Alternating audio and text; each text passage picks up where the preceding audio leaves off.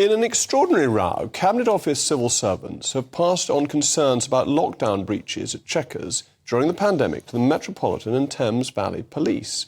The concerns apparently arose after lawyers looked through Boris Johnson's diaries for submissions to the COVID inquiries. But I can tell you, as a source not a million miles away from Boris Johnson, which I suppose I am myself, these allegations are as nutty as a fruitcake. They are nuttier than the non-fruitcake that he was ambushed with when he was Prime Minister in number 10 Downing Street.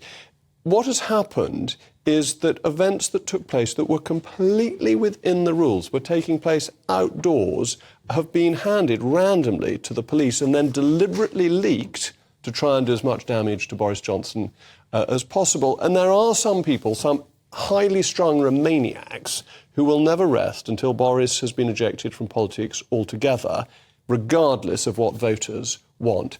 As I explained last night, I went to Chequers during the lockdown, and the rules were meticulously observed.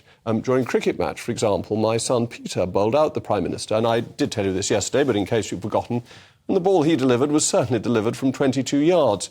But that wasn't the point. The point was that at that time, two households were allowed to mix, and even though there was a business reason to see another senior cabinet minister, that senior cabinet minister was not invited, indeed was actively disinvited, so that the rules were followed. I know that Boris was sticking to the rules. So, just to add to this sense that the blob is after the right in British politics, particularly Brexiteers, there have been further accusations against the Home Secretary, now regarding charity work she did in Rwanda, before she even entered politics. So they've got the scalp of Dominic Raab, they're going hard after Suella, they cannot resist going after Boris because he's such a big figure.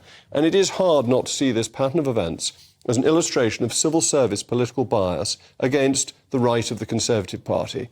Privileges Committee, chaired by the clearly biased Harriet Harman, who should have recused herself because of her tweets, has been alerted about the new alleged revelations against Boris Johnson. Now, this may not be a conspiracy, but it is something that really begins to smell, as those democratic elected people who have the support of the British people, manage to win votes, are being pushed out.